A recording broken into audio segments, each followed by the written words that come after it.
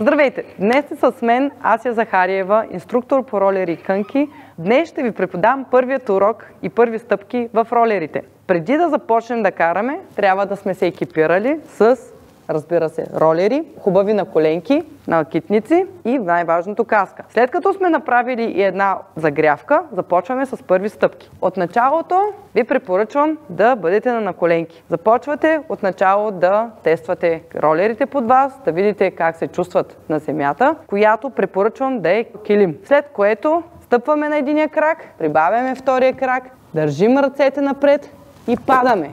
Много е важно да се научим първо да падаме, преди да караме ролери. Да станем, започваме малко да стъпваме от крак на крак.